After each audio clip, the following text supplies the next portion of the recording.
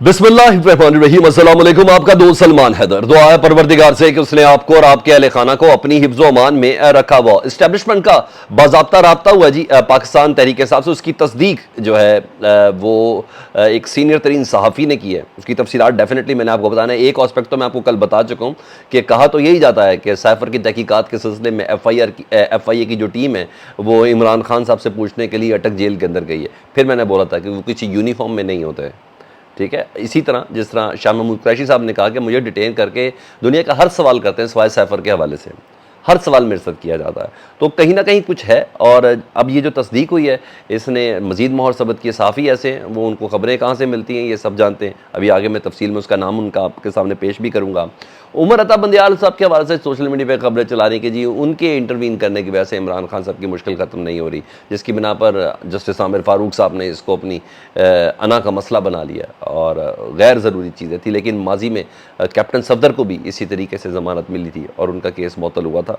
तफसीलात आगे चल के मैं आपको बताता हूँ। दोस्त मुल्क है जी, उसने पाकिस्तान को तेल, गैस और बिजली नहायत सस्ती देने की ऑफ़र की है, लेकिन के साथ लेकिन हमारी तरफ से है।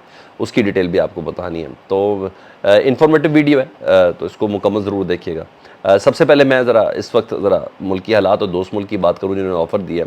इस वक्त ना बिजली ने क़यामत ढाई हुई है और कोई शक नहीं ये बिल ये लफाजी नहीं है, ये माजी से बहुत ऊपर जा चुके हैं और हमारी क़ुव्वत बर्दाश्त ख़त्म हो चुकी है।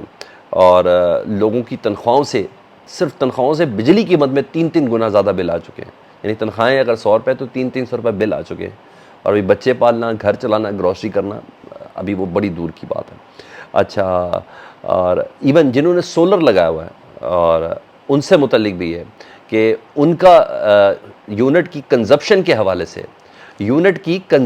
हवाले से उनका मामला इस हद तक चला गया है कि उस कंजप्शन के ऊपर ही इतना टैक्स लग चुका है कि उनकी चीखें निकल चुकी हैं।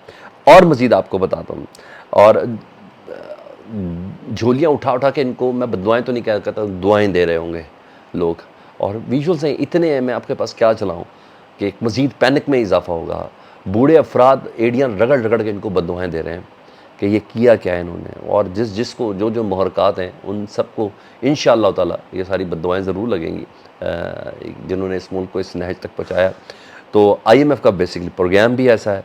और अभी मज़ीद बिजली भी महंगी होनी है, गैस भी महंगी होनी है और इसकी कीमतों में इजाफ़ा होना है। और याद रखें 16 महीने उन्होंने इसको ख़त्म करने के लिए ही मांगे थे और ये 16 महीने में पाकिस्तान को बर्बाद करके चले गए हैं। पाकिस्तान की आवाम का जीना महाल करके चले गए। ये बद्दुआएं इनका पीछा नहीं करेगी, पीछा करेंगी सारी ज़िंदगी। इनकी औलादों के सुकून तक को गारत करेंगी। जिसने भी ये किया, जो भी इसके अंदर इन्वॉल्व है, ऐसा नहीं है जो धोखा करके अपने केसेस ख़त्म करके ये गए वो गए और फैमिली इजलासों में आने और जाने की प्लानिंग हो रही है ना, इन सब का आप देखिएगा ये बद्दुआएं पीछा करेंगी। ये ऐसे नहीं है। बहुत बुरा हाल है सर, बहुत बुरा हाल है। अब तो हैरानगी की बात यह है, मुश्किल इस हद तक बढ़ चुकी है कि बाकायदा मसाजिद से ऐलानात किए जा रहे हैं। यानी पहले तो सोलो फ्लाइट थी ना, उन्हें मसाजिद से ऐलान किया जाए। मस्जिद से ऐलान है कि इलाके में अब कोई बिल नहीं देगा बिजली के। तो इस तरीके से बिल जमा ना कराए जाने के ऐलान है। और ये गैर एलानिया सिविल नाफरमानी है, अनरेस्ट है। गैर एलानिया बहुत ख़तरनाक होती है। एलानिया में तो ये होता है ना, कोई लीडरशिप होती है, कोई लीडर इसको ओन कर रहा होता है, उससे बात की जाती है, उससे मुज़ाकरात किए थे। इधर किससे बात करेंगे? ख़तरनाक बात यह बगैर किसी लीडर के है। लीडर तो चीज़ों को कंट्रोल भी कर लेता है और यहाँ जिसने कंट्रोल करना है उसको इन्होंने अंदर किया हुआ अटक जेल में। बाकी कौन है? शहबाज शरीफ लीडर है और लंदन में है। जरदारी साहब लीडर हैं, बिलावल साहब लीडर हैं। अच्छा चलें, आप कहते तो मैं मान लेता हूँ। अगर आप कहते नहीं तो मुझे कमेंट सेक्शन में आपने ज़रूर बताना है। तो बहरहाल ये बहुत ख़तरनाक चीज़ है। इमरान खान कहता था ना, मैं तो बर्दाश्त कर लूँगा, आप लोग बर्दाश्त नहीं कर पाएंगे।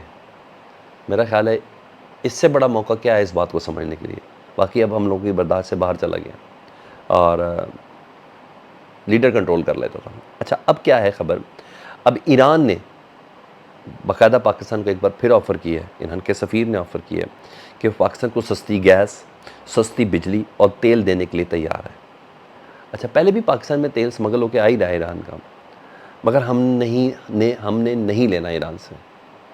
वजह यह है कि अभी 2 दिन पहले ही ना हमने स्ट्रेटजिक वारफेयर کانٹریکٹ دوبارہ سائن کیا جو 15 سال کا تھا، ختم ہو رہا تھا امریکہ کے ساتھ، اور ہم امریکہ کے ساتھ ڈرتے ہیں، ظاہری بات ہے، ہم بیلنس نہیں رکھ پاتے ہیں جس طرح انڈیا نے رکھا ہوا ہے۔ وہ تیل بھی لیتا ہے، روس سے ساری زندگی اسلحہ بھی لیا ہے، لیکن اسٹریٹجک پارٹنر بھی امریکہ کا ہے، اور کیونکہ اس کی خارجہ پالیسی بڑی اسٹرانگ ہے، وہ اچھی گراؤنڈس پہ بارگین کر لیتا ہے، اور مگر ہم ڈپلومیٹک سطح پر بالکل فیل ہیں۔ ایک ہی شخص تھا جس نے جرت دکھائی تھی کہ کیا ہم آپ کے غلام ہیں، یا ایبسولوٹلی ناٹ کہا تھا، اپنی ایگزسٹنس بتائی تھی، جس نے پاکستانی عوام کا غرور اس کو بنا دیا تھا، اس کو انہوں نے اندر کیا ہوا ہے، لے نہیں سکتے۔ آفر بڑی ہے، چاہیں تو یہ تینوں مسائل حل ہو سکتے ہیں، اور یہ بہترین موقع ہے، اس کو کیا جا سکتا ہے، کیونکہ وہ سیاسی حکومت تو ہے نہیں، ایک ہی حکومت ہے، اسٹیبلشمنٹ کی حکومت ہے، اس کو نگران اس موقع پر ہی، مگر مشکل فیصلے یہی کرنے تو عوام کی کمر توڑنے کی بجائے یہ والے مشکل فیصلے کریں، یہ بہترین فیصلے ہیں، اور ریاست پاکستان کے ساتھ کانٹریکٹ کروائیں، کسی سیاسی حکومت کے ساتھ کانٹریکٹ نہیں، ریاست پاکستان کے ساتھ، جس کو ہر حال میں اون کرنا ہے، جس کو پیرا پاکستان کی اسٹیبلشمنٹ دے گی۔ تو بہرحال یہ ہے، جو جرت دکھاتا ہے وہ اندر ہوتا ہے، ٹھیک ہے، اور غیرت مند کا اندر ہونا بہت ضروری ہے۔